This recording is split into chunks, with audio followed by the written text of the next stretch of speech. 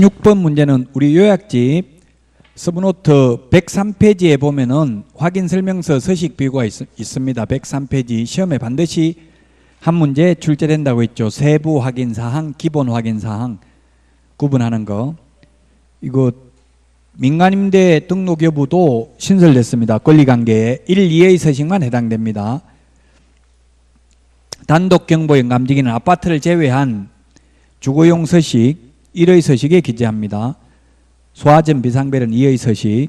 이거 꼭 서식 좀 시험 문제 풀다가 나오면 요 서식 보고 반드시 정리해야 됩니다. 한 문제 꼭 출제됩니다. 자, 그래서 아까 26번 1번이 답이라고 했고요.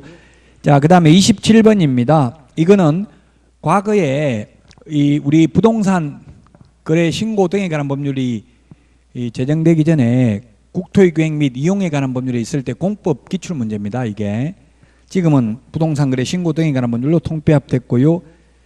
1번이 답입니다. 공시지가입니다. 공시지가. 불허가 처분을 받았을 때 매수 청구했을 때 매수하는 가격은 공시지가죠. 그 다음에 선매 가격은 감정가격이죠. 선매 가격은 감정가격. 선매라는 건 뭡니까? 먼저 선자, 먼저 사겠다는 이야기예요. 그럼 누가 우위에 사겠다는 사람이 먼저 사겠다고 하면 팔 사람이 더 큰 소리 치겠죠? 난 싸게는 안 팔겠다 이렇게 할 가능성이 있잖아요. 그래서 선매 먼저 사겠다고 하는 사람이 비싸게 사야 되니까 시세대로 사야 된다 이 말이. 시세가 바로 감정가격이에요. 감정평가사가 시세를 평가한 게 감정가격이잖아요. 그래서 선매는 감정가격인데 불허가 처분을 받아가지고 팔아먹으려고 해도 이제 팔 수도 없잖아요. 그러니까 좀 사라. 팔 사람이 급하잖아요. 지금 먼저 팔겠다고 빨리 사달라 이렇게 요구하는 거니까 낮은 가격 공시지가로 산다고요. 공시지가로. 매수 청구했을 때 매수하는 가격은 공시지가. 이 두 개 꼭 좀 구분하십시오. 선매 가격은 감정가격, 불허가 처분을 받아서 매수할 때 매수 가격은 공시지가입니다. 그래서 27번에 1번이고요. 그 다음에 28번 기출문제입니다. 옳은 것은 했는데 다 기출문제가 아니고 5번 같은 건 제가 뭐 응용을 했고요. 1번이 기출문제라고요. 28번에 1번이 모든 개업공개사는 모든 이것 때문에 틀렸습니다. 틀린 게 아니고 맞네요. 이거는 모든 개업공개사는 개업공개사를 대상으로 한 중개업의 경영기법 및 경영정보 제공 업무를 할 수 있다. 예, 개업공개사를 대상으로 하죠. 공인중개사를 대상으로 한다. 일반인을 대상으로 한다. X입니다. 개업공개사를 대상으로 하는 것은 가능합니다. 중개인도 가능합니다. 그래서 1번이 답입니다. 우리 암기 프린트 24번에 있는데 법인의 겸업 제한 시험에 반드시 한 문제 출제됩니다. 법인의 겸업 제한 취지는 법인은 외국 대형 법인 진출을 막기 위해서 법인만 겸업을 제한하고 있습니다. 돈 되는 걸 못하게 하고 있습니다. 법인은. 개인은 어차피 겸업을 허용해도 돈이 없기 때문에 이런 겸업을 하기가 쉽지 않죠. 어쨌든 개인 개업공개사를 보호하기 위해서 법인만 겸업을 제한하고 있다. 1번이 답이고요. 2번 법인이 아닌 모든 개업공개사는 법인인 개업공개사에게 허용된 겸업 업무를 모두 영위할 수 있다. 1번, 2번 다 기출문제인데요. 틀렸습니다. 즉 소위 중개인은 다시 말하면 법 7638호 부칙 제6조 2항의 규정에 의해서 등록을 한 것으로 보는 자를 편의상 중개인이라고 부르고 시험에 중개인이라는 표현으로 나오지는 않습니다. 소위 중개인은 경공매 매수 신청 대리는 못합니다. 그래서 모두 영위할 수 있다. 모두 이 말이 틀렸다고요? 경공매 매수 신청 대리는 안 된다. 3번 법인인 개업공개사는 부동산 이용 개발 및 거래에 관한 상담 업무를 겸업해야 한다. 해야 한다가 X입니다. 겸업은 할 수 있는 거지 꼭 겸업을 해야 되는 건 아니죠. 중개업만 해도 됩니다. 그 다음에 법인인 개업공개사는 4번 중개 의뢰인의 의뢰에 따른 도배 이사업체 등을 이사업을 겸업할 수 있다. 직접 이삿짐 센터 운영하는 건 안 되고 소개만 할 수 있어요. 용역 알선업은 할 수 있는데 용역업은 못합니다. 도배 이사업체를 직접 운영하는 건 안 되고 소개하는 거 알선하는 것만 됩니다. 알선을 반복하면 알선업이 되겠죠. 그래서 알선업 즉 용역업은 용역 알선업은 되는데 용역업은 안 됩니다. 도배 이사업체를 직접 운영하는 건 안 됩니다. 5번 이걸 5번만 제가 임의로 만든 문제입니다.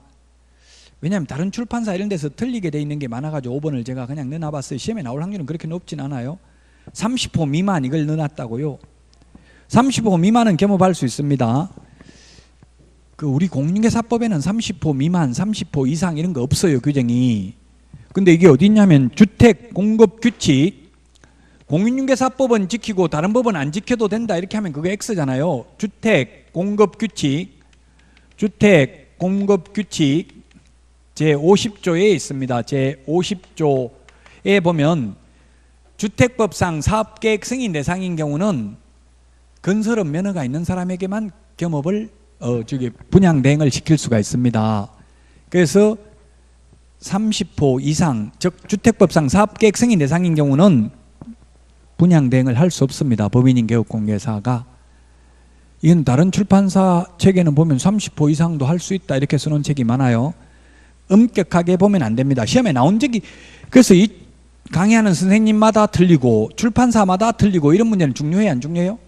안 중요하다는 얘기. 중요하면 다 기출문제 나왔으면 검증이 됐기 때문에 틀리게 할 수가 없겠죠. 요 부분은 강의하는 선생님들마다 출판사 책마다 틀리게 돼 있어요, 이게. 근데 정확한 거는 제가 국토부 유권 해석도 의뢰 받아봤지만 주택법상 사업계획 승인 대상인 거는 건설업 면허가 있는 사람들에게만 분양대행을 시킬 수 있다. 그래서 또 법인인 개업공개사는 건설업 면허를 가지고 있을 수가 없잖아요. 겸업제한에 위반되니까. 그래서 안 됩니다. 30호 미만은 되고 30호 이상은 안 된다고요. 사업계획 승인 대상인 경우는. 어디에 있다? 이거는 공인중개사법에 있는 게 아니라 주택공급규칙 제50조에 있다. 법제처 국가법령정보센터 들어가서 주택공급규칙 치보면 나옵니다. 50조에 있습니다. 그래서 28번은 기출문제인데 5번만 제가 30호 미만 이것만 제가 넣은 겁니다. 자, 그래서 28번에 1번이 되겠고요. 29번 기출문제입니다. 그대로 기출문제입니다. 이거는 옳은 것은 했는데 답은 5번인데요. 전부 다 옳습니다. 1기억, 이 기출문제는 이렇게 25번과 같은 거는 제가 동그라미 기억 이렇게 해놨잖아요. 근데 29번은 그냥 기억 이렇게 돼 있죠. 실제 기출문제는 이렇게 동그라미 기억 안 나오고 그냥 기억 니은 이렇게 나와요. 이런 거는 기출문제 그대로입니다. 손 하나도 안 댔어요. 29번은. 그 기출문제 이걸 그대로 똑같이 이렇게는 안 나오겠지만 기출문제를 풀 수 있다면, 응용할 수 있다면 80% 이상은 기출문제 범위 내에서 냅니다. 출제인들하고 제가 뭐 자주 그 통화도 하고 하는데 여기에도 지금 이 모군대 부동산학과 교수님들도 출제인 들어가시는데 제가 물어보니까 기출문제 범위 내에서 내라 이걸 계속 강조하신다더라고요. 그래서 등기법 같은 거 이런 거는 90% 이상 기출문제, 지적법은 좀 쉬우니까 한 80% 이상 기출문제. 등기법 어려운 문제 이거 마음대로 못 만들어요. 판례가 있거나 등기 예규가 있거나 이런 게 규정이 근거가 있어야지 그냥 임의로 자의적으로 만들 수는 없다는 이야기예요. 어려운 과목일수록 기출문제 범위 내에서 낸다고요. 공법이 어렵다고 하지만 공법은 내용이 많아서 어려울 뿐이지 다 법조문에 있는 거예요. 없는 건 안 내요. 우리 책에 있는 거 책 보고 내는 게 아니라 법조문 보고 낸다고. 출제위원들은 시중에 있는 교과서는 전혀 안 가지고 들어간다고. 어느 출판사 책이든. 그래서 뭐 유명한 출판사 책이라고 해서 그게 가지고 들어가는 거 아니에요. 어느 출판사 책이든 다 오탈자 있습니다. 오류 다 있습니다. 그러니까 너무 책을 믿지 말고 직접 법조문을, 법제처 국가법령정보센터 들어가서 법조문을 직접 확인하는 연습을 좀 하셔야 돼요. 어쨌든 아마 막 몇 년씩 하다 보면 이 사람 저 사람 이 출판사 저 출판사 거 많이 보게 될 겁니다. 그러면 자꾸 틀리는 거는 사람마다, 강의하는 사람마다 다르고 출판사마다 다르고 이런 거는 안 중요한 문제라고 보시면 됩니다. 자, 그래서 기억은 맞습니다. 개업공개사는 등록을 한 자고요. 니은 소속공개사에는 개업공개사인 법인의 사원 또는 임원을 포함하죠. 자격증 있는 임원은 소속공개사고 반대 해석을 하면 자격증 없는 임원은 중개보조원이라고요. 그럼 중개보조원은 실무교육을 받을 필요가 없는데 법인의 임원 또는 무한책임사원인 경우에는 자격증이 없어도 실무교육을 받아야 됩니다. 실무교육은 모든 임원이 다 받아야 되죠. 중개보조원 될 사람 실무교육 받아야 된다. 이건 X지만 그냥 임원 또는 사원이라고 하면 자격증이 있든 없든 모두 다 실무교육 받아야 됩니다. 이 법조문이 논리적으로 자꾸 따지면 완벽하지가 않아요. 그래서 법조문 그대로 기억해야 되지. 모순이 많아요. 우리 공인중개사법도 엄밀하게 논리적으로 따지다 보면. 그래서 지금 와서는 그냥 법조문 그대로 기억을 해야 됩니다. 디귿, 개업 공인중개사로서 개업 공인중개사에 고용되어 거의 중개물을 보조하는 자도 소속 공인중개사이다. 예, 소속 공인중개사는 보조할 수도 있고 중개 업무를 할 수도 있고 둘 다 할 수 있죠. 맞습니다. 디귿. 리얼, 우연한 기회에 단 1회 임대차 계약의 중개를 하고 보수를 받는 사실만으로는 중개를 업으로 한 것으로 볼 수 없다. 맞죠? 판례입니다. 우연히 한두 번만 했다 하더라도 중개를 업으로 한 것으로 볼 수는 없습니다. 답은 5번입니다. 오늘 그 프린트 받았나요? 50문제? 51번부터 100번까지 있죠? 지난주에 1번부터 50번까지 내드렸고 그거는 강의는 못해요. 다 옳은 지문입니다. 인터넷에 또 올렸더라고. 왜 문제만 쳐내주고 답은 안 가르쳐줬냐 이렇게 올렸던데 다 답이라고요. 옵니다. 전부 다 틀린 게 없어요. 다 맞는 말이에요. 예, 다 맞는 말이니까 그것도 한번 보시기 바랍니다.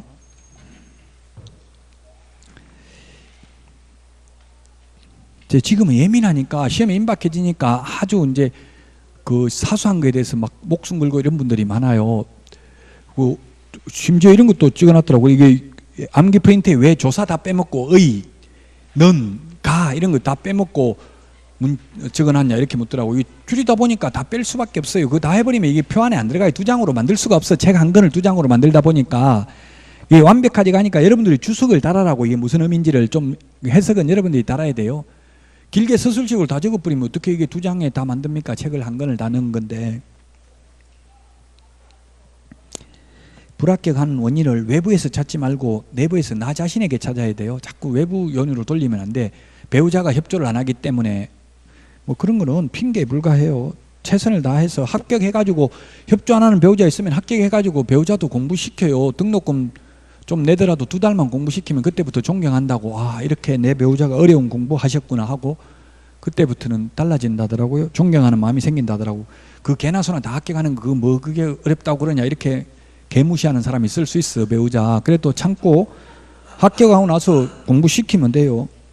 만약에 부모가 무시했으면 부모님도 한번 해보라고 시키면 되고 무시하는 사람한테 꼭 공부시키세요. 한번. 29번의 답 5번입니다. 자, 그 다음에 30번입니다. 위원회 4개 비교하는 거 프린트 내드렸고요. 답은 3번입니다. 30번에. 지금 이거는 제가 빨리 하는 이유가 공인중개사 제도는 내용이 굉장히 많아요. 공인중개사법에서 가장 안 중요한 파트가 공인중개사 제도 협회입니다. 내용은 굉장히 많은데 시험에는 한 문제 정도밖에 안 나올 때도 있고 아예 안 나올 때도 있고 한 문제 나올 때도 있어요.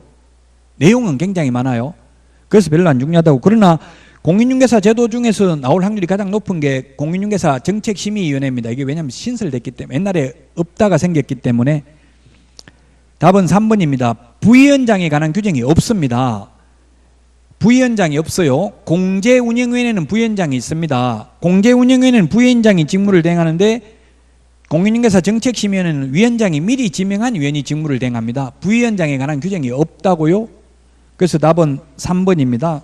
이 정도만 하고 제가 빨리 넘어가는 거는 그렇게 중요하지 파트는 아니라는 얘기예요. 공인중개사 제도는. 자, 그 다음에 31번입니다. 31번 뭐 이런 건 중요하죠. 답은 1번입니다. 1번. 5일 이내 보고입니다. 5일 이내 보고. 예, 행정처분 보고하는 거는 자격 취소 하나밖에 없습니다. 우리 암기 프린트 50번에 보고를 정리해놨습니다. 50번을 보고를 정리해놨는데 50번 총회 의결 내용 지체 없이 보고입니다. 50번 자격 취소 5일 이내 보고입니다. 자격 취소만 보고가 있고 자격 정지, 등록 취소, 업무 정지는 보고 규정이 없죠. 자격 취소만 5일 이내 보고가 있습니다. 예, 보고 5일 지체 없이 구분해야 되겠습니다. 7일 X입니다. 7일은 반납이 7일이죠. 반납. 자격증, 등록증, 매수신청 대리인 등록증 취소되면 7일 이내 반납해야 됩니다. 반납이 7일이고 보고는 자격 취소 5일입니다. 1번이 틀렸고요. 2번은 공인중개사 자격이 취소된 후 3년이 경과되지 아니한 자는 공인중개사가 될 수 없다. 시험에 이렇게 나온다고요. 3년 이렇게만 나오지 취소된 날부터 그 다음 날부터 이런 건 시험에 안 나온다고요. 그 취소된 이후냐 후냐 이렇게 따지지 않는다고요. 즉 초일산입이냐 불산입이냐 그건 쟁점이 된 적이 없다. 그냥 3년만 기억하면 된다. 그 다음에 3번 자격증 재교부를 신청하는 자는 재교부 신청서를 자격증을 교부한 시도의사에게 제출해야 된다. 우리 핵심 비교 정리 프린터 암기 프린터 54번 맨 밑에 보면은 7개 적어놨습니다. 54번 맨 밑에 동그라미 6번 청문하고 동그라미 7번 의견 진술기에만 사무소 관할 시도지사입니다. 우리 시행령 28조에 어떻게 표현하고 있냐면 자격증을 교부한 시도지사와 사무소 관할 시도지사가 서로 다른 경우에는 사무소 관할 시도지사가 자격 취소 또는 자격 정지 처분에 필요한 절차를 모두 이행한 후 필요한 절차가 뭐냐 하면 자격 취소의 경우 청문, 자격 정지의 경우 의견 진술기회입니다. 이 필요한 절차를 모두 이행한 후 교부한 시도의사에게 통보해주면 교부한 시도의사가 자격 취소, 자격 정지 처분합니다. 그래서 필요한 절차만 사무소 관할 시도의사가 합니다. 따라서 4번 3번 맞고요. 4번 반납은 모두 7일 이내입니다. 7일 이내 교부한 시도의사에게 반납하고요. 그 다음에 5번 자기 성명을 사용하게 한 경우 자기 성명을 사용하게 한 거하고 양도대여하고 똑같습니다. 그래서 주어가 공인중개사가 이렇게 나오면 자격 취소입니다. 양도대여하고 똑같죠. 자격증 양도대여인 거예요. 주어가 공인중개사라고 돼 있으면. 근데 주어가 개업공인중개사는 이렇게 돼 있으면 그건 등록 취소입니다.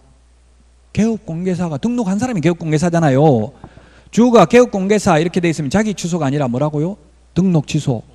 공인중개사가 자기 성명 사용하겠으면 자격 취소입니다. 성명 사용하게 한 거나 양도대여나 같다고요.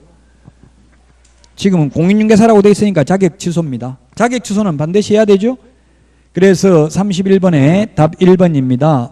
32번은 답이 3번인데요.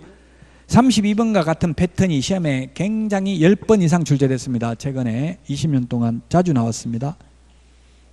즉 누가 가태료를 부과하냐 이 말이에요.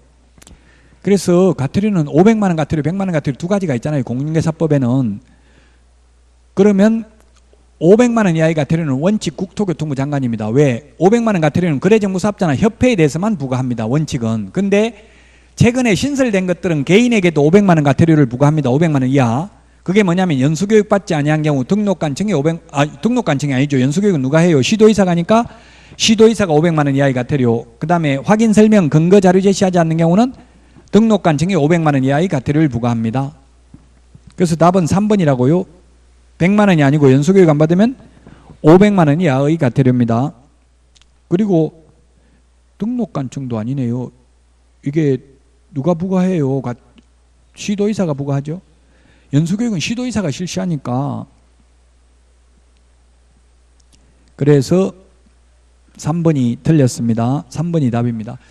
과태료를 보면 부동산 거래 신고 등에 관한 법률 과태료는 100만 원 과태료가 하나도 없습니다. 최근에 도입된 거는 100만 원은 화폐 가치가 떨어졌기 때문에 옛날에는 100만 원이 있었는데 처음 법 제정할 때는 지금은 100만 원짜리 없어요. 새로 만드는 건 전부 500만 원 이하입니다. 최하가. 그래서 실거래 부동산 거래 신고 등에 관한 법률 과태료는 거래대금 지급 증명자료 제출 안 하면 3천만 원 이하의 과태료, 거짓 신고하면 취득가격의 100분 5 과태료 이하 과태료, 그 외에는 다 500만 원 이하의 과태료입니다. 60일 이내 부동산 거래 신고하지 않거나 거짓 신고를 요구하거나 조장한 자, 방조한 자, 거래대금 지급 증명자료 외의 자료 제출하지 않는 경우는 500만 원 이하의 과태료죠. 특히 조심해야 되는 게 거래대금 지급 증명자료 제출 안 하면 3천만 원 이하의 과태료, 그 외의 자료를 제출 안 하면 500만 원 이하의 과태료입니다. 부동산 거래 신고와 관련되는 과태료는 신고관청이 부과합니다.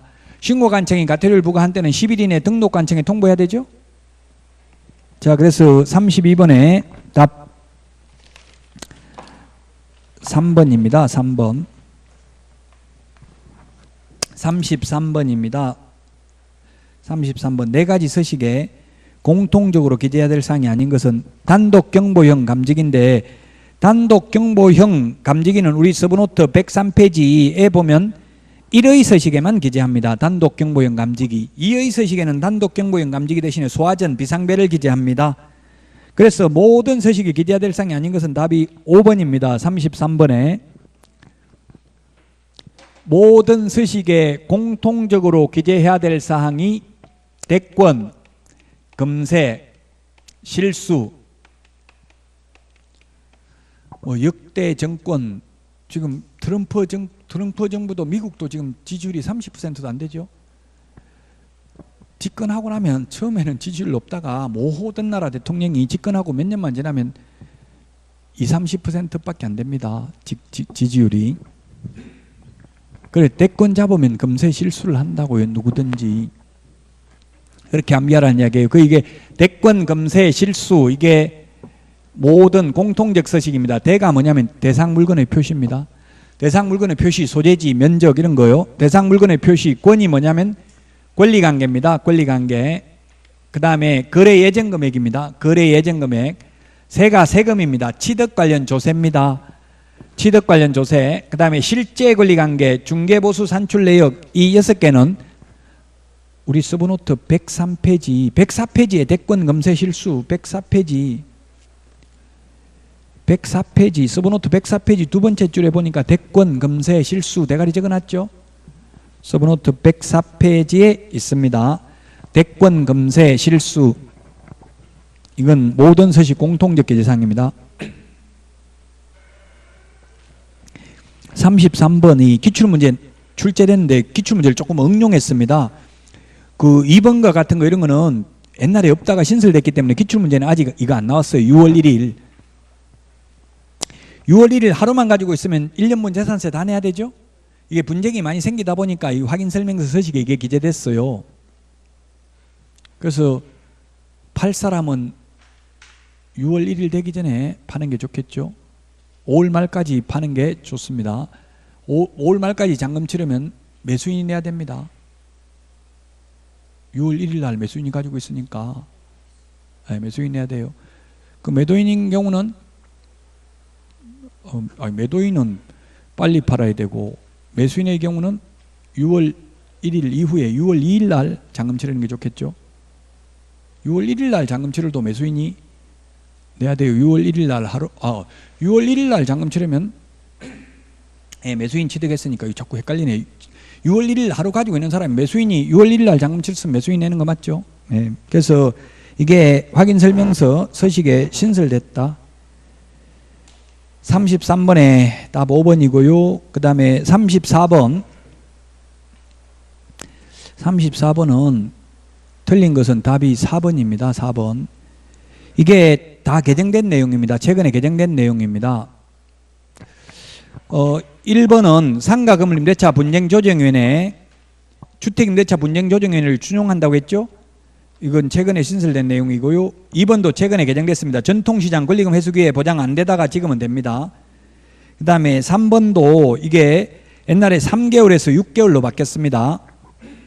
권리금 회수기회를 보장을 임대차 계약 끝나기 6개월 전부터 임대차 계약 종료 시까지로 바뀌었습니다. 3개월에서 6개월로. 1, 2, 3번 다 개정된 내용이고요. 그 다음에 5번도 개정된 거죠. 5년에서 10년으로 바뀐 거죠. 그 다음에 4번 이거는 올해 판례입니다. 올해 판례. 4번에 뭐라고 돼 있어요? 법 판례 그대로인데요. 2019년 4월 17일 전 상가금융임대차보호법 옛날 상가 이 판례거든요. 이게 대법원 판례가 나올 때는 옛날에 5년이었다고 지금 10년으로 바뀌었잖아요. 그래서 현이 아니고 구라고 돼 있잖아요. 판례에. 그럼 무슨 말이냐면은 옛날에는 옛날에 임대차보호법은 5년 장사하고 나갈 때라도 주인이 이제 5년 다 끝났으니까 더 이상 계약갱신 요구 안 해줘도 되니까 그냥 나가라 이건 안 된다고요. 이것도 계약기간 끝나기 6개월 전부터 새로운 세입자 데리고 와서 계약 체결하고자 하면 계약해야 됩니다. 상가금융임대차보호법이니까 5년이고 지금은 얼마예요? 이게 10년이죠? 그럼 10년 지나고 내보낼 때도 그냥 너 10년 끝났으니까 나가라 이건 안 된다고요. 새로운 세입자 데리고 와서 이 사람하고 계약 체결해 주십시오 하면 정당한 사유 없이 거절할 수 없다는 이야기예요. 이 법조문만 보면은 주인한테 엄청나게 불리한 것처럼 보이죠? 근데 사실은 그래 하지 않습니다. 권리금 회수기회를 보장해주지 않아도 되는 예외가 엄청나게 많습니다. 그 앞에서도 봤지만 1년 6개월 이상 영업용으로 사용하지 않는 경우, 3개의 차임액을 연체한 경우, 계약갱신 요구를 거절할 수 있는 사유 8가지 다 해당되잖아요. 3개의 차임액 연체하면 거절할 수 있습니다. 엄청나게 많아요. 자력이 없는 경우. 그래서 사실상은 주인이 협조하지 않고는 세입자가 권리금 회수하기 어렵습니다. 현실적으로는. 이것도 인터넷에 4번 질문 올렸더라고요. 지금 5년이 아니고 10년으로 바뀐 거 아닙니까? 바뀌었어요. 그래서 판례니까 제 마음대로 손을 못 대서 그냥 그 법조문 앞에 뭐라고 적어놨다고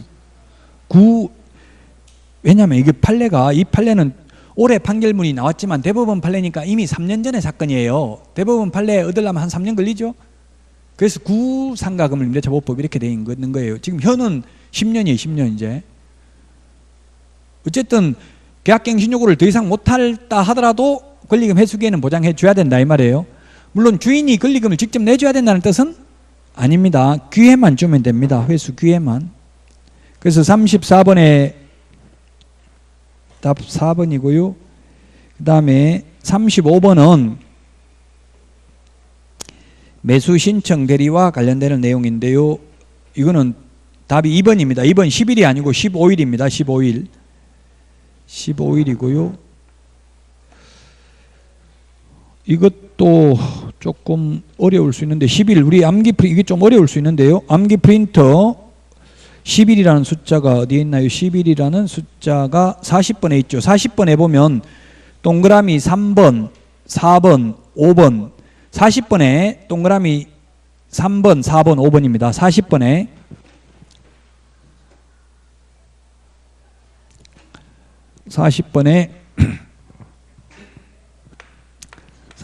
동그라미 3번, 4번, 5번인데 3번, 4번, 5번. 자, 이게 뭐냐면 처음에 이게 번호는 안 맞을 수 있어요. 그냥 제가 번호와 상관없이 하겠습니다. 등록관 3, 4, 5에 있어요. 이걸 저는 2개로 줄여서 말하겠습니다. 등록관청은 등록사항 등 6가지를 다음 달 10일까지 협회에 통보해야 되죠. 다음 달 10일까지 협회에 통보를 해야 됩니다. 등록관청은 등록사항 등을 통보하는 이유는 시군구 행정전산망에는 정부 자료 입력해놔야 되지 개업공개사 10만 명이 넘는 개업공개사까지 정부에서 관리 안 하겠다는 이야기예요. 그 협회에서 관리하라는 이야기예요. 그래서 등록사항을 통보해주고 만약에 누가 등록 신청이 들어오면 협회에 또 물어봅니다. 등록관청에서 이 사람 등록되어 있는지 확인해 주세요. 전화로 물어봐요. 시도 지부에. 그럼 등록되어 있다고 하면 등록 안 해주겠죠. 이중등록이니까 반려할 것입니다. 자, 그 다음에 지방법원장은 그 협회는 통보받고 나면 통보받은 날부터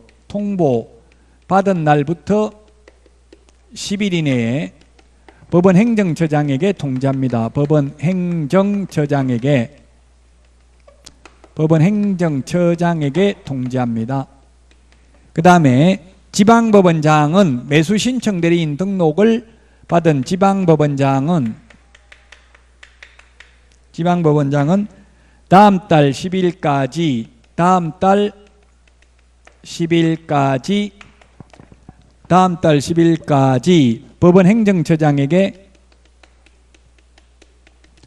법원 행정처장에게 통지합니다. 매수신청 대리인 등록사항을 다음 달 10일까지 통지합니다.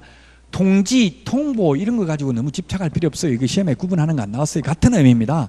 같은 의미인데 공인중개사법에서는 통보라는 말 쓰고 매수신청 대리 규칙에서는 통지라는 말을 써요. 특별히 구분의 실익이 없으니까 너무 신경 쓰지 말고요. 그러면 통지받은 법원 행정처장은 지금 오늘 문제 나와 있던 게 다음 달 10일까지가 아니라 다음 달 15일까지 협회에 통지합니다. 협회 통지.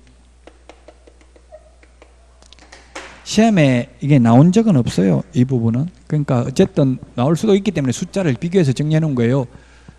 그러면 만약에 지금 9월 달이면 어떻게 되겠어요? 9월 달 걸 한 건 들어올 때마다 계속 통보하는 게 아니라 9월 달 거 다 모아가지고 10월 10일까지 법원 행정처장이 통지한다는 뜻이잖아요.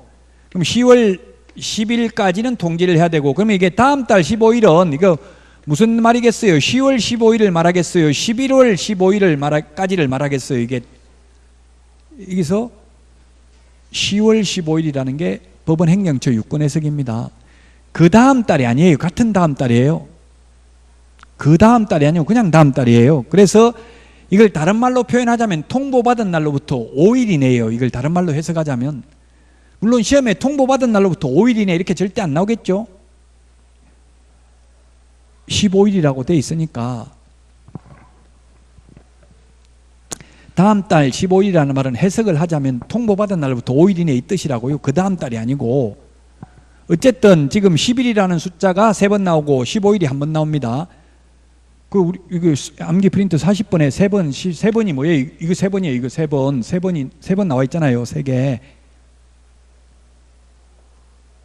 잘 모르면 이런 거 너무 모르는 문제 나오면 그냥 대충 이런 거만 있다 하고 넘어가야 된다 했어요. 지금 계속 이거 안 되는 거에 집착할 필요 없다고 했어요. 시험에 뭐가 나올지 모르는데 하나만 잡고 있으면 진도가 안 나가요. 모르는 거 있으면. 해마다 출제되는 문제 아닙니다. 35번. 해마다 출제되는 문제만 해도 80점은 받을 수 있다. 2번이 답이다. 35번에. 근데 이런 거는 출제하더라도 이 신청 대상은 안 되잖아요. 딱 숫자를 바꿔버리니까 논란의 여지는 없죠. 그러니까 이런 문제가 어렵게 낸다면 이제 이런 문제를 낼 수 있다는 이야기예요. 시험을 어렵게 낸다면. 여러분들은 어렵게 낼 걸 대비해서 공부하는 것은 아주 어리석은 행동입니다. 보편 타당한 걸 해야 된다고. 어려우면 나만 어려운 게 아니고 다 떨어져요.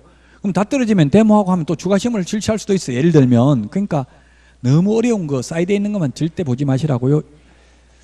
그 시중에 있는 책에 보면 별표를 적어 놓은 게 많더라고요. 저도 출판사 책을 만들면 별표를 하라 하더라고요. 그래서 저는 별표가 이게 중요한 건 줄 알고 별표를 해놨더만 나중에 보니까 난이도라 하더라고요. 난이도.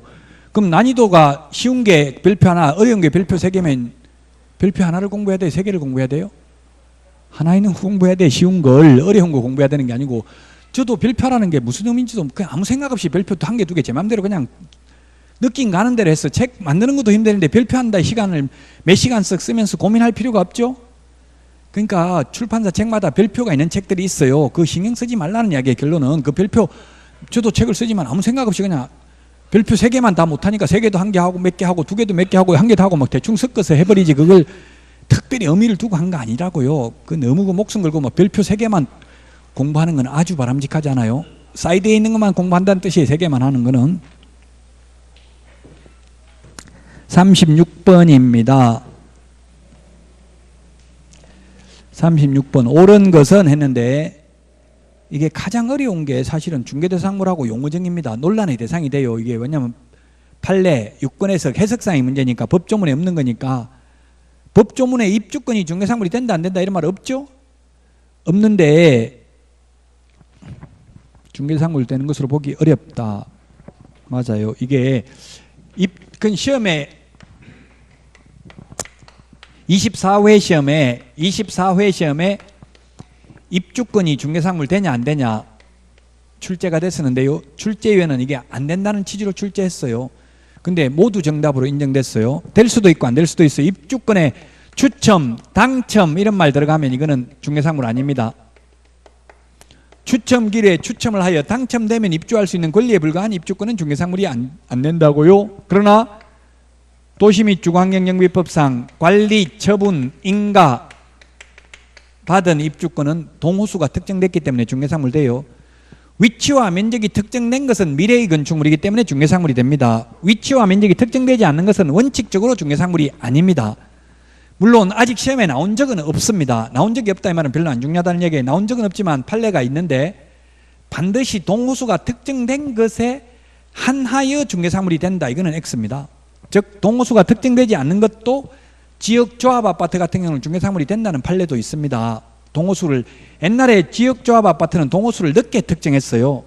왜냐하면 안 좋은 청수 받으면 막 자꾸 계약 깨려고 하고 중도금도 안 내고 이러니까 입주하기 얼마 전에 그냥 동호수를 특정하고 이런 경우도 있었어요. 지역조합 아파트. 요즘은 지역조합 아파트도 거의 동호수를 일찍 특정하더라고요.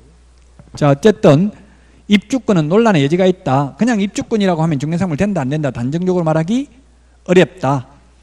자, 근데 36번의 1번은 분양 예정자로 선정될 수 있는 지위가 뭐예요? 이게 바로 청약 통장 이런 거잖아요. 이런 거는 중개상물 되는 걸로 보기 어렵습니다. 1번이 맞습니다. 2번 동호수를 특정하여 분양 계획이 아니고 분양 계약입니다. 계약. 이게 오타네요. 분양 계획이라고 돼 있죠. 분양 계약으로 고쳐주십시오. 분양 계약이 체결된 미완성의 아파트에 대한 거래의 중개는 건물의 중개에 해당하지 않는다. 이건 건물의 중개, 미래의 건축물 중개에 해당됩니다. 동호수가 특정된 것은 미래의 건축물입니다. 분양 계약이 체결된 분양권은 중개상물 해당되는 게 아니라 해당됩니다. 되지 않는다. X. 분양 계획이 아니라 분양 계약으로 고쳐주십시오.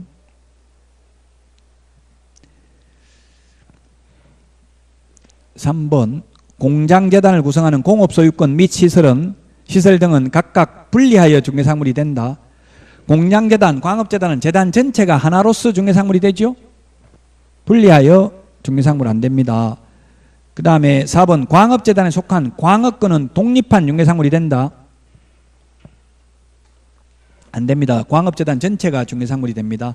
가식의 수목, 암석, 토사는 토지의 일부분입니다. 중개상물 아닙니다. 기출문제입니다. 답은 1번이 되겠습니다. 37번은 부동산 거래 전자계약 시스템, 요걸 인터넷에 치면은 홈페이지가 나와요. 그게 자주 하는 질문에 있는 내용들입니다. 이거는 법조문에도 없어요. 그러다 보니까 거기 홈페이지에 있는 내용대로 할 수밖에 없어요. 그래서 1번 종이계약서 대신에 온라인상 전자방식으로 하는 계약 시스템이 맞고요. 반드시 본인 명의 휴대폰이 있어야 됩니다. 대리는 안 된다고 했죠. 본인이 직접 가야 됩니다. 전자계약 시스템에 회원으로 가입한 중개사무소에 하나여 전자계약 체결 가능하고 부동산 직거래, 즉 개업공개사들 거래 당사자들끼리 직거래할 때는 전자계약서 작성 불가능합니다. 홈페이지에 보면 전자계약서 작성 가능한 중개업소 명단이 뜹니다. 5번이 답입니다. 임대인, 임차인, 매수인, 매도인은 별도의 회원가입을 해야 전자계약 이용이 가능하다. 거래 당사자는 회원가입 안 해도 됩니다. 개업공개사는 회원가입해야 되고 별도의 특수목적용 공인인증서나 또는 사업자법용 공인인증서가 있어야 됩니다. 개업공개사는. 거래 당사자는 공인인증서 필요 없고요. 휴대폰만 있으면 됩니다. 본인 명의의 휴대폰. 본인 명의 있어야 됩니다. 저도 한번 하려고 봤는데 애인 명의로 된 휴대폰 가지고 있는 사람도 있더라고요. 그런 건 안 돼요. 또 부모들이 사준 휴대폰 이런 건 안 됩니다. 본인 명의로 된 휴대폰. 어떤 사람 그런 게 있더라고요. 애인 명의로 휴대폰을 사주더라고요. 그래가지고 나쁜 짓 하는지 다 조회해가지고 알아낼 수도 있어요. 통신조회 이런 것도 가능하죠. 자기 휴대폰이니까. 남의 휴대폰 조회하면 통신비밀보호법 위반이잖아요. 37번에 5번입니다. 38번 포상금 제도입니다. 제가 포상금 제도도 프린터 내드렸습니다. 공인중개사법하고 부동산 거래 신고 등에 관한 법률 따로 암기 프린터 외에 따로 내드렸습니다. 그 두 개 비교하는 거 한 문제는 반드시 시험에 출제됩니다. 꼭 이 문제가 나오는 걸 떠나서 한 문제는 반드시 출제된다. 지금 요거는 38번은 부동산 거래 신고 등에 관한 법률 포상금이죠. 답은 5번입니다. 접수된 날로부터 2개월 이내에 포상금 지급합니다. 근데 공인중개사법상 포상금은 결정일로부터 1월 이내죠. 따로 프린트 내드렸고 프린트 따로 안 내드린 거 이거 우리 암기 프린트 38번에도 있잖아요. 38번에 동그라미 3번에 보니까 신고법이라는 게 이게 뭐냐면 부동산 거래 신고 등에 관한 법률 줄임말이에요. 포상금 지급기한 접수일로부터 2개월 이내라고 돼 있죠. 1개월은 어디 있어요? 45번 암기 프린트 45번에 보면 동그라미 3번에 포상금 지급기한 해갈 뒤에 공인중개사법은 결정일로부터 1개월 이내 이렇게 돼 있죠. 45번 암기 프린트 45번에 동그라미 3번. 또 포상금 그 비교하는 거 프린트 따로 내드렸어요. 그러니까 한 문제 공인중개사법상 포상금 부동산 거래 신고 등에 관한 법률 포상금 비교하는 거 시험에 반드시 한 문제는 출제된다. 꼭 이런 거 반드시 나온다고 하는 거 이런 거는 꼭 해야 돼요. 제가 80% 범위에 안 들어간다는 거는 굳이 안 해도 돼요. 그냥 이 문제만 보고 넘어가면 되고, 이런 걸 틀렸다면, 38번을 틀렸다면 꼭 좀 비교해서 정리를 해야 된다. 39번에 부동산 실권리자 명의등기에 관한 법률, 공인중개사법에서는 해마다 출제되지 않습니다. 중요하지 않습니다. 공인중개사법상은. 근데 1, 2차 같이 하는 분은 민법에서 반드시 한 문제 나옵니다. 그럼 민법도 해야 되는, 1차도 해야 되는 분은 중요합니다. 답은 4번입니다. 그게 선악을 불문하고 무효로 되지 않는다. 즉 상대방이 선의인 경우에만 무효로 되지 않습니다. 이게 무슨 말이냐면 4번 소위 계약맹신탁인데, 소위 계약맹신탁이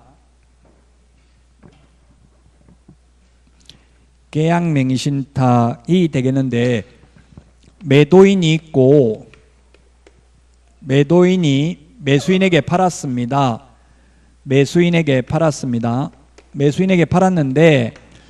매수인은 자기 돈 주고 산 게 아니라 물주, 전주, 자금주가 따로 있었습니다. 스폰서가. 그걸 뭐라고 부르냐면 이 법에서는 신탁자라고 합니다. 수탁자, 이 신탁자와 대비되는 게 수탁자입니다. 수탁자는 받을 숫자입니다. 등기 명의를 받는 사람입니다. 돈 대준 사람은 따로 있습니다. 두 사람 간의 명의신탁 약정은 무효입니다.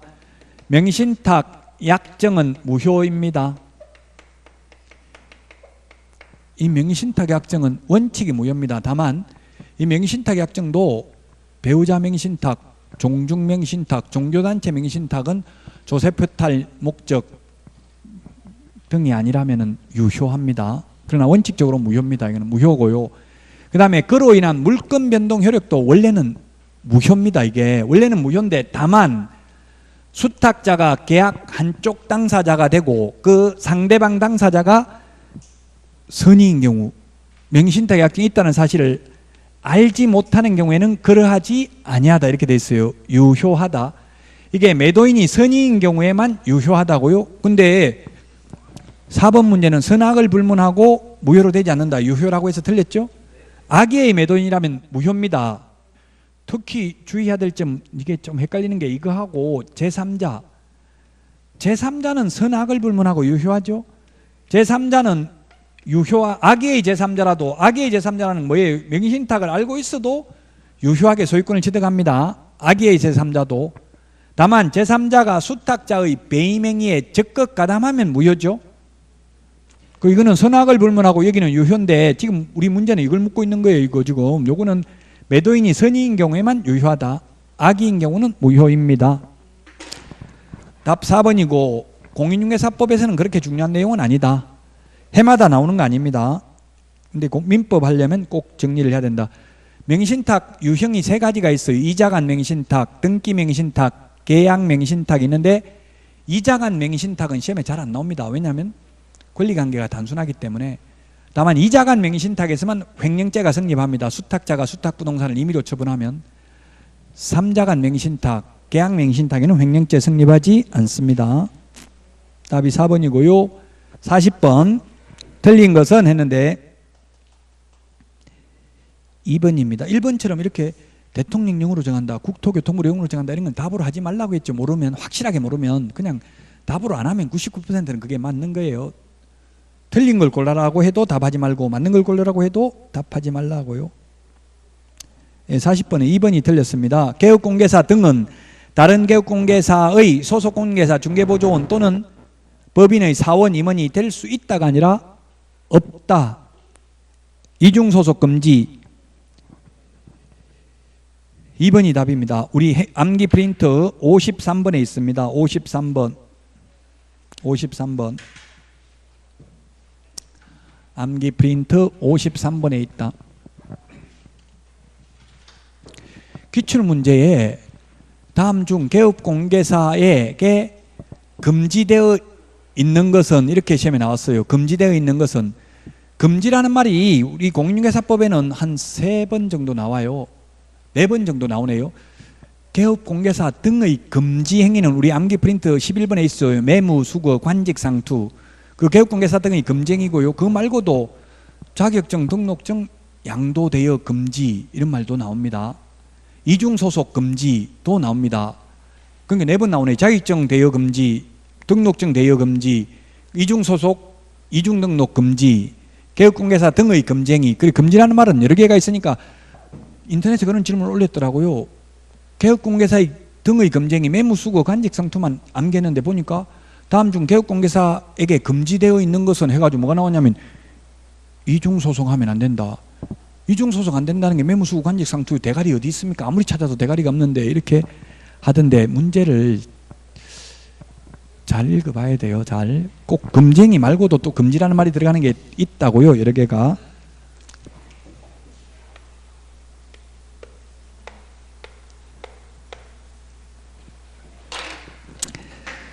자, 이중이라는 말 들어가는 게 5개가 있습니다. 이중 등록 안 됩니다. 이중 등록 안 됩니다. 이중 소속 안 됩니다. 이중 사무소 안 됩니다. 이런 것도 다 금지되어 있죠. 이중 사무소 하면 안 되니까 금지행위라고 명시 33조에는 되어 있지 않지만 이중 사무소하고 똑같이 처벌하는 게 뭐가 있느냐면 이동이 용이한 임시중개시설물, 소위 뜻다방 설치하는 것도 이중사무소와 처벌 규정이 똑같습니다. 그 다음에 이중계약서, 시험에 이중계약서라고 안 나오고요. 거짓계약서, 다운계약서, 업계약서, 서로 다른 계약서, 이게 다 이중계약서예요. 시험에는 아마 이중계약서라는 표현으로 안 나올 가능성이 많아요. 거짓계약서, 서로 다른 내용의 계약서, 뭐 이런 식으로 출제될 수 있어요. 다운계약서, 업계약서로 출제될 수도 있다. 시험에 이중직업이라고는 안 나올 거예요. 겸업이라고 나올 수 있어요. 겸해서 업무를 하니까 이게 이중직업 직업을 두 개 가지는 거잖아요. 자, 그러면 이중등록, 이중소속을 금지하고 있는데 이중등록, 이중소속을 한 개업공인중개사는 절대적 등록 취소 사유입니다. 소속공인중개사의 경우 소속공인중개사에게 이중등록이라는 표현을 쓰지는 않아요. 왜? 이중등록이라는 건 한 번 등록되어 있는 사람이잖아요. 그 소속공인중개사는 이중소속만 나와요. 소속공인중개사가 이중소속하면 자격정지입니다. 자격정지기간 중에 이중소속하면 자격취소사유입니다. 자격취소는 반드시 해야 되고 자격정지는 할 수 있습니다. 암기 프린트 53번에 표 밑에 있습니다. 이중사무소, 이중계약서는 개업공인중개사의 경우 임의적 취소입니다. 임의적 취소니까 취소 안 하면 업무정지할 수도 있습니다. 업무정지 처분을 할 수도 있습니다. 소속공인중개사의 경우 이중사무소, 소속공인중개사가 이중사무소를 설치하면 이런 말 안 나옵니다. 시험에 지문에. 왜? 중개사무소를 가지고 있는 사람은 거의 개업공개사가 사무소 가지고 있지 소속공인중개사가 사무소, 자기 사무소 따로 가지고 있는 거 없잖아요. 그래서 시험 지문에 소속공인중개사가 이중사무소를 가지면 이런 거 지문 자체가 안 나온다고요. 그럼 소속공인중개사가 이중계약서, 다운계약서, 업계약서, 거짓계약서를 작성한 경우에 자격정지될 수 있습니다. 자격정지될 수 있다. 이중직업, 겸업입니다. 겸업은 개인인 경우에는 탑법에서 규제하지 않는 한 적법행위입니다. 인터넷에 전화하니까 제 전화번호가 나온다던데 어디 나오는지 저도 모르겠는데 깜짝 놀랐는데 인터넷 보고 전화했다고 하니까 무섭긴 하던데 어쨌든 그냥 전화하려면 문자라도 미리 좀 보내주고 누군데 어디서 수업 들었는데 누군데 이렇게 하고 전화하면 괜찮은데 갑자기 전화 오니까 새벽 1시에 전화 오니까 와이프가 어느 년이냐 묻는데 내가 모르겠다 누구니 나도 처음 본 사람이다 이렇게 해가 싸우다가 그만두라 학원 강의하지 말고 이렇게 싸우다가 그만두려면 너하고 그만두겠다 이렇게 싸운 적도 있어요. 그래서 미리 좀 문자나 이런 걸로 연락하고 보내고 전화하시면 더 좋겠습니다. 자, 어쨌든 이중직업이라고 안 나오고 시험에는 겸업이라고 나온다. 그래 이런 거 질문하셨더라고요. 지금 직장 다니는데 밤에만 중개업하고 싶은데 가능한지요? 묻더라고요. 가능합니다. 근데 협회에 물으니까 불가능할 수도 있을 텐데요. 이렇게 말하더래요. 협회에도 그 변호사 법률 상담하는 분이 있어요. 아마 등록관청에 그렇게 말하면은 안 된다고 할 수 있을 텐데 묻던데 등록관청에 그런 말 할 필요 없잖아요. 뭐 직장 다니면서 밤에만 한다 이러면 의심하고 진짜 밤에 하는지 안 하는지 나와서 조사할 수도 있겠죠. 실제 중개업을 한다면 상관없어요. 근데 이렇게 해놓고 밤에 실장한테 맡겨놓고 그냥 자격증 빌려주는 건 안 되죠. 실제 중개업무 직접 계약서 작성하고 확인설명서 작성한다면 다른 직업 가지면서 중개업해도 상관없다고요. 현실적으로 쉬운 일은 아니죠. 낮에 맨날 문 닫아놓고 밤에 그래서 이렇게 이분은 그러더라고요.